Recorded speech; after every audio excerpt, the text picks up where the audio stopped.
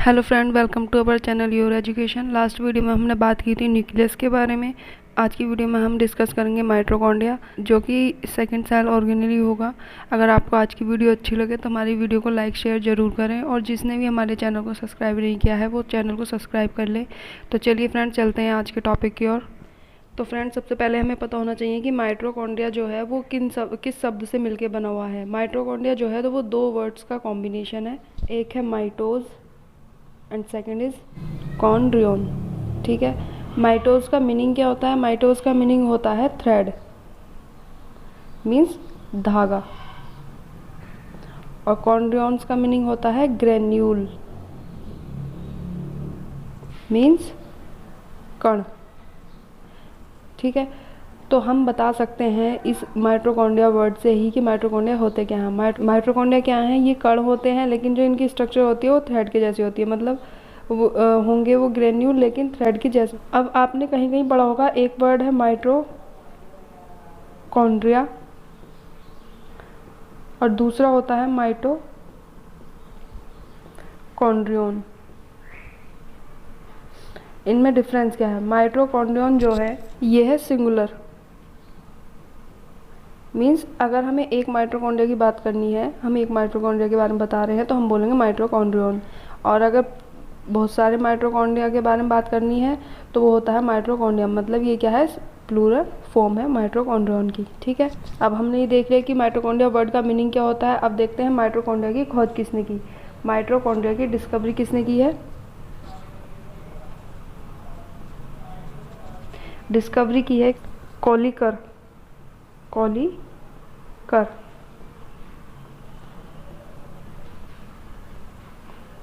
इन्होंने कहाँ देखा था माइटोकॉन्ड्रिया को? इन्होंने देखा था जो इंसेक्ट होते हैं, मतलब के जो कीट होते हैं, कीट की जो रेखित पेशियाँ होती हैं, जो मसल्स होती हैं, उसमें देखा था माइटोकॉन्ड्रिया को किन्होंने? कोलिकर ने। लेकिन जो सेल होती है उसके अंदर माइटोकॉन्ड्रिया का ब्रीफ डिस्क्रिप्शन किसने किया था? वो किया था अल्टमान ने। कि सेल्स के अंदर माइटोकॉन्ड्रिया के बारे में किसने बताया था?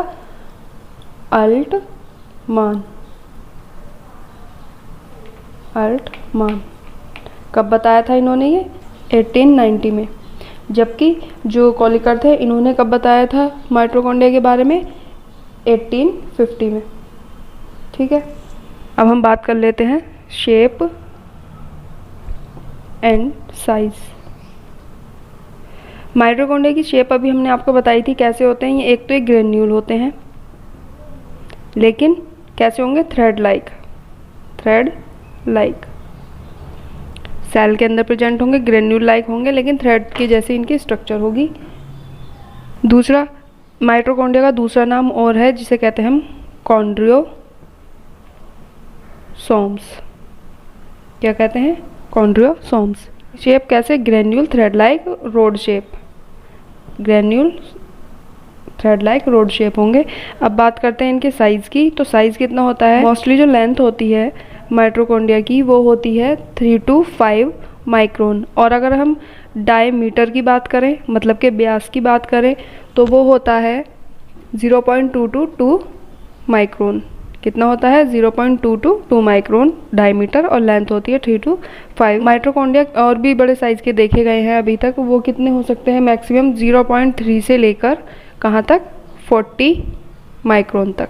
0.3 से लेकर 40 माइक्रोन तक होते हैं। ये सेल टू सेल वेरी करता है अलग अलग। बात कर लेते हैं प्रेजेंस के बारे में, मतलब इसकी उपस्थिति की। प्रेजेंस मतलब कहाँ कहाँ प्रेजेंट होता है, कौन कौन सी सेल में प्रेजेंट हो सकता है। मोस्ट ऑफ सेल में माइटोकॉन्ड्रिया प्रेजेंट होते हैं, लेकिन जो मैच्योर मैमेलियन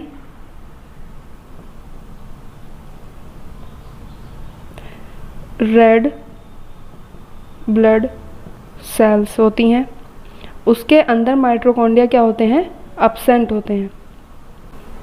ठीक है। मतलब कि आरबीसीज होती हैं मैमेलियन की, स्तनधारियों की जो आरबीसीज होती हैं उसके अंदर माइटोकॉन्ड्रिया एब्सेंट होते हैं। ठीक है। लेकिन जो लिवर सेल है, लिवर सेल में अबाउट 2000 माइटोकॉन्ड्रिया प्रेजेंट होते हैं।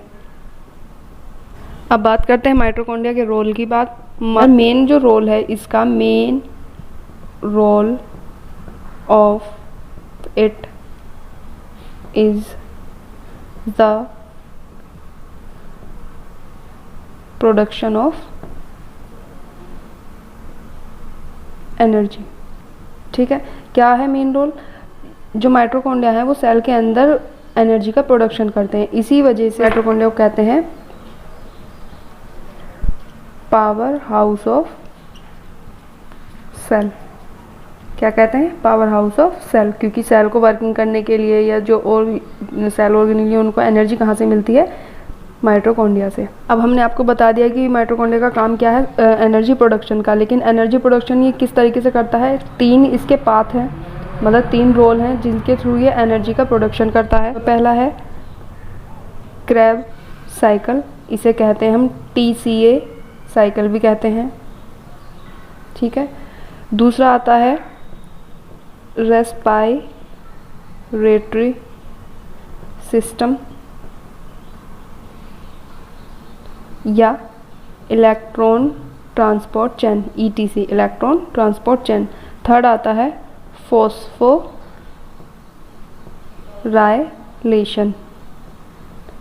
Of ADP। फॉस्फोरीकरण होता है किसका? ADP का, मतलब के ADP से ATP का फॉर्मेशन। अब ये साइकिल जो हैं तीनों बहुत काफ़ी बड़ी बड़ी साइकिल हैं, इनको हम बाद में पूरे डिटेल में बताएंगे, लेकिन जो मेन पॉइंट है मैं इनके बारे में आपको बता देती हूँ। बात करते हैं हम क्रेब्स साइकिल की। तो क्रेब्स साइकिल जो है ये होती तो माइटोकॉन्ड्रिया में है, लेकिन माइटोकॉन्ड्रिया के बहुत सारे पोर्शन हैं। होती तो ये किस जगह होती है माइटोकॉन्ड्रिया में? माइटोकॉन्ड्रिया के मैट्रिक्स में प्रेजेंट होती है। मतलब कि कहाँ पे चलती है ये साइकिल? माइटोकॉन्ड्रिया के मैट्रिक्स में, क्योंकि वहाँ पे क्या होता है? ATP सिंथेज एंजाइम प्रेजेंट होता है, जो कि ATP फॉर्मेशन में मेन रोल प्ले करता है। सेकेंड आता है electron transport chain. Electron transport chain का एक और नाम होता है जो आप लोग मुझे बताएंगे क्या नाम होता है, इसको मैं नहीं बताऊंगी, उसका नाम मैं आपको जब बताऊंगी, जब ये सारी साइकिल पूरे डिटेल में पढ़ाऊंगी। ठीक है, इलेक्ट्रॉन ट्रांसपोर्ट चेन में क्या होता है? इलेक्ट्रॉन ट्रांसपोर्ट चेन पहले ये पता होना चाहिए होती कहाँ है। ये होता है माइटोकॉन्ड्रिया की क्रस्टी में। यहाँ पे बहुत सारे एंजाइम प्रेजेंट होते हैं और इलेक्ट्रॉन ट्रांसपोर्ट करने वाले कैरियर प्रेजेंट होते हैं, जिसके थ्रू क्या होता है? एनर्जी प्रोडक्शन होता है। ठीक है, थर्ड बात करते हैं। थर्ड क्या बताया था हमने? फॉस्फोराइलेशन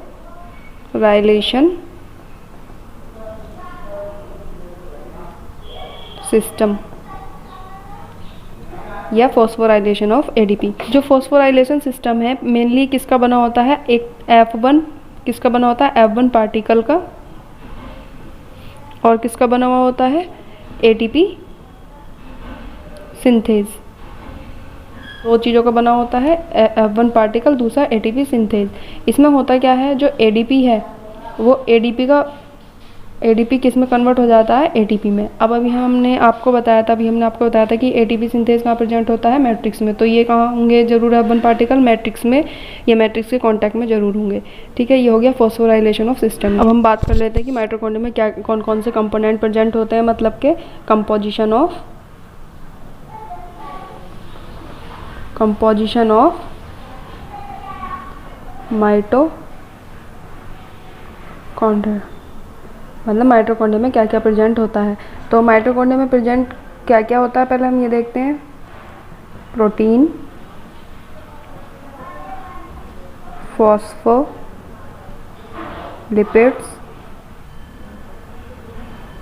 RNA एंड DNA, ये कंपोनेंट हैं जो माइटोकॉन्ड्रिया में प्रेजेंट होते हैं और एनर्जी प्रोडक्शन में अपना रोल प्ले करते हैं।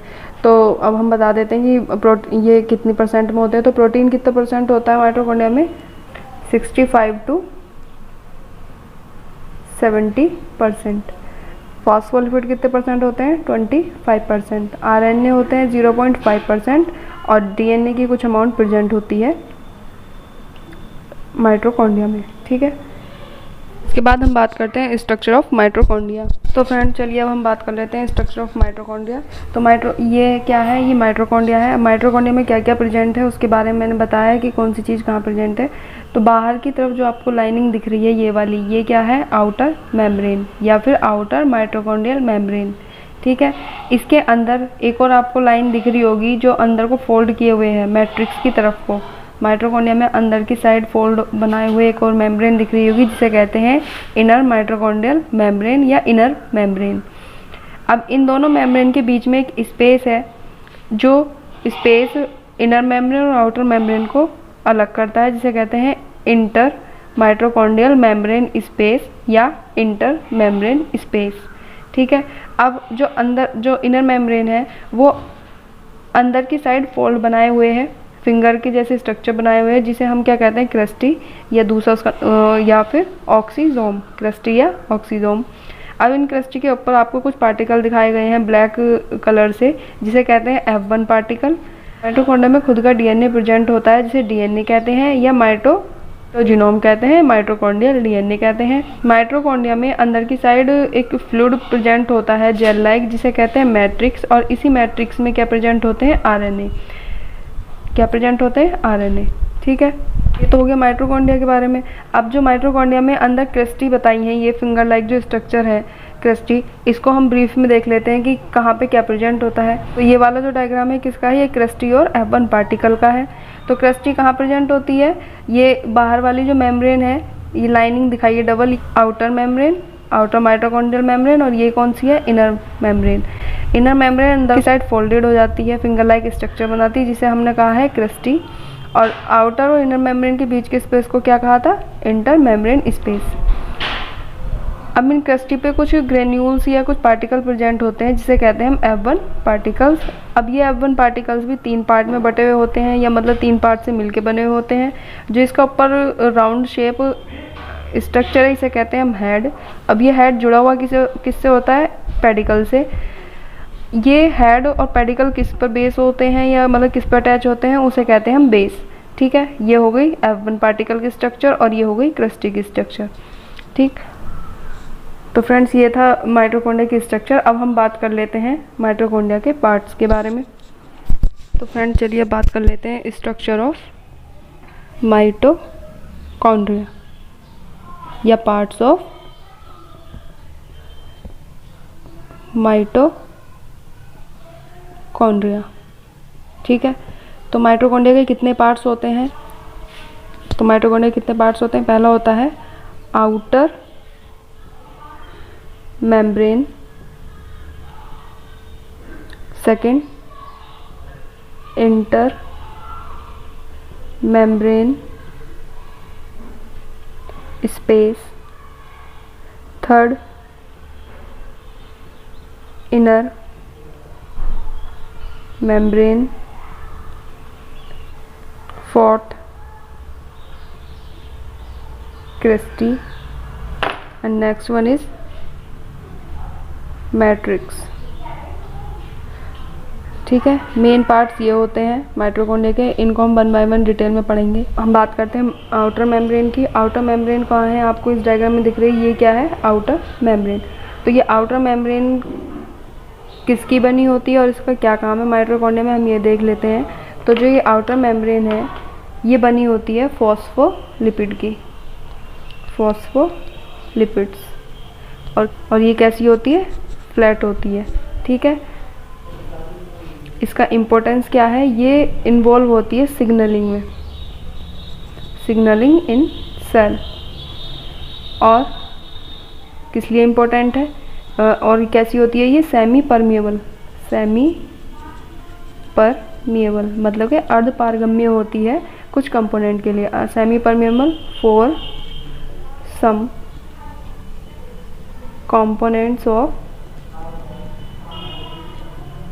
components and ions, semi permeable for some components and ions। हमने अब पहले आपको बताया कि आयन का कहाँ यूज़ है, इलेक्ट्रॉन ट्रांसपोर्ट चेन में। Next is inter membrane space. Inter membrane space कहाँ प्रेजेंट है इस डायग्राम में, तो ये इनर मेम्ब्रेन और आउटर मेम्ब्रेन है, इसके बीच का जो स्पेस है इसे क्या कहा गया है, इंटर मेम्ब्रेन। इसे क्या कहा गया है, इंटर मेम्ब्रेन स्पेस। ठीक है, अब इंटर मेम्ब्रेन स्पेस का क्या इंपॉर्टेंस है ये देख लेते हैं, ये कैसा होता है। ये जो होता है इंटर मेम्ब्रेन स्पेस में कुछ फ्लूइड, इंटर मेम्ब्रेन स्पेस में कुछ फ्लूइड प्रेजेंट होता है, फ्लूइड्स प्रेजेंट होते हैं जो कैसा होगा, जेल लाइक। यहाँ पे बहुत सी प्रोटीन प्रेजेंट होती हैं, प्रोटीन्स प्रेजेंट होंगी जो किसमें इन्वॉल्व होती हैं, सेलुलर रेस्पायरेशन में। किसमें इन्वॉल्व होती हैं, प्रेजेंट, जो किसमें इन्वॉल्व होती हैं, सेलुलर रेस्पायरेशन, मतलब कि क्रेब साइकिल वगैरह और जो फॉस्फोराइलेशन है उसमें इन्वॉल्व होती हैं ये प्रोटीन्स। सेलुलर रेस्पायरेशन से क्या होता है, energy production in cell. Next is inner membrane.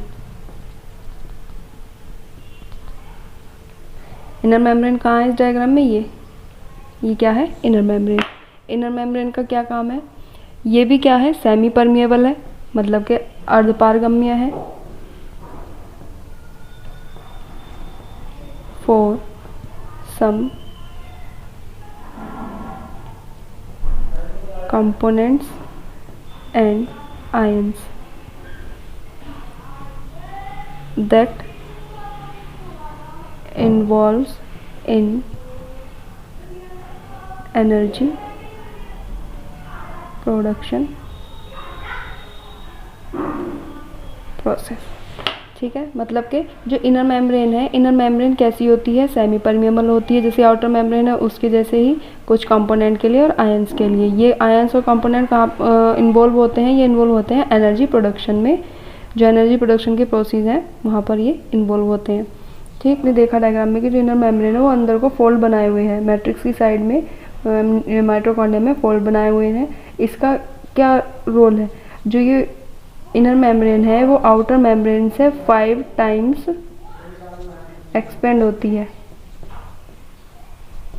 5 time expanded मतलब कि 5 गुना बड़ी होती है, या ऐसे समझ सकते हैं फैली हुई होती है। अब ये 5 गुना होती क्यों है बड़ी, क्योंकि ये फोल्ड बनाए हुए हैं तो यहाँ पे ज़्यादा एरिया कवर कर लेती है। ऐसा होता इसलिए है क्योंकि जितना ज़्यादा एरिया होगा वहाँ पे उतना ही अच्छा एनर्जी प्रोडक्शन होगा।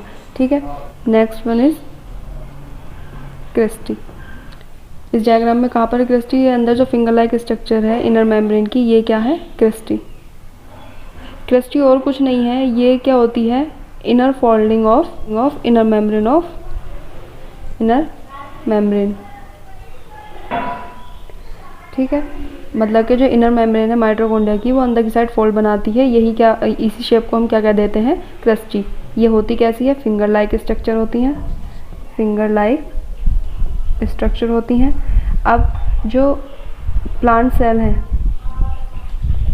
प्लांट सेल में इसे तो कहते हैं ट्यूबुलाई, जबकि एनिमल सेल में क्या कहते हैं इन्हें,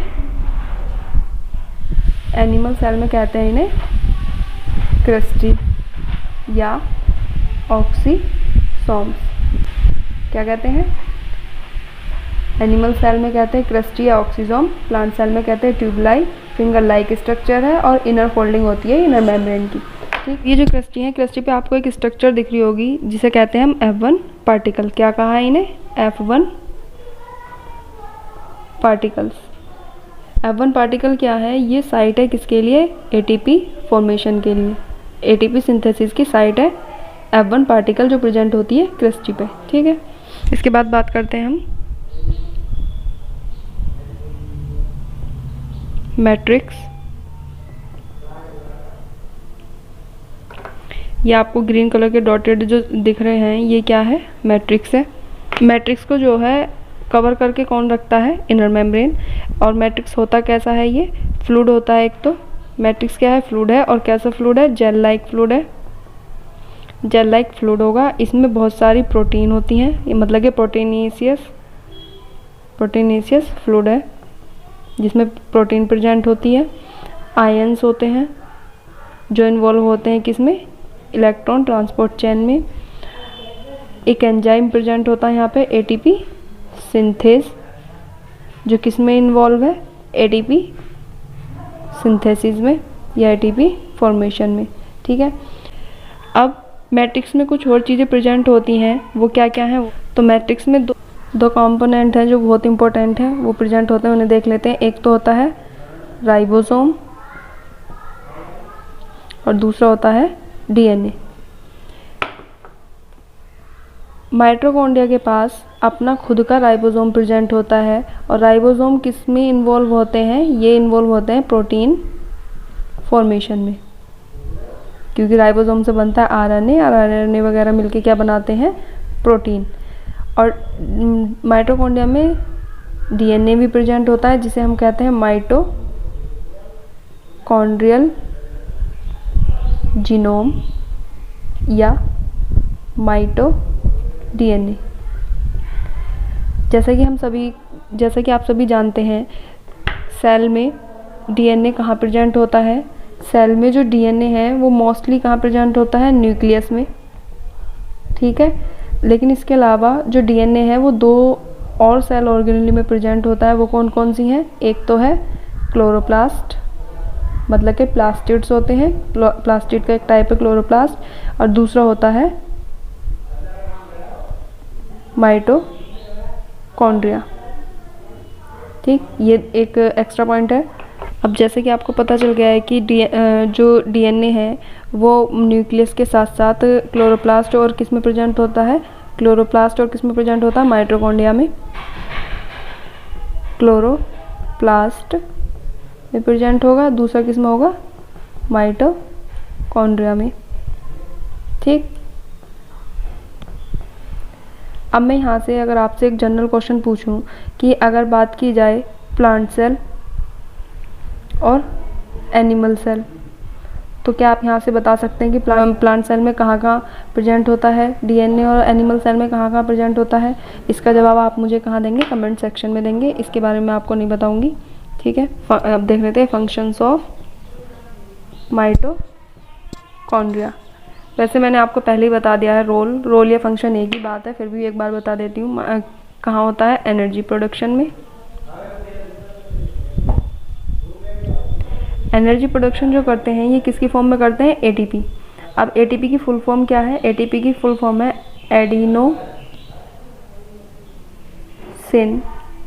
एडिनोसिन ट्राइफॉस्फेट। यह है एटीपी की फुल फॉर्म। एटीपी को क्या कहते हैं, एनर्जी करेंसी। एटीपी को क्या कहा गया है, एनर्जी करेंसी। और इसका फॉर्मेशन कौन करता है, माइटोकॉन्ड्रिया। एक फंक्शन तो ये हो गया, सेलुलर रेस्पायरेशन। माइटोकॉन्ड्रिया के अंदर सेलुलर रेस्पायरेशन होता है।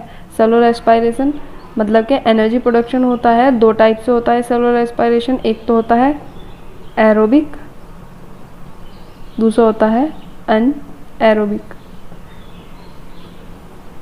एरोबिक किससे मिलकर बना है, एरो मतलब के एयर, और यहाँ पे क्या है, एरोबिक मतलब के एयर में क्या प्रेजेंट होती है, ऑक्सीजन। ठीक है, और यहाँ क्या है, एन मतलब के नहीं, जहाँ पे क्या प्रेजेंट ना हो, ऑक्सीजन क्या हो, एब्सेंट। मतलब के उस टाइप का रेस्पायरेशन जहाँ पर ऑक्सीजन की प्रेजेंस में कोई लार्जर मॉलिक्यूल स्मॉलर मॉलिक्यूल में टूटता है तो और एनर्जी का फॉर्मेशन होता है, वो क्या होता है, एरोबिक रेस्पायरेशन।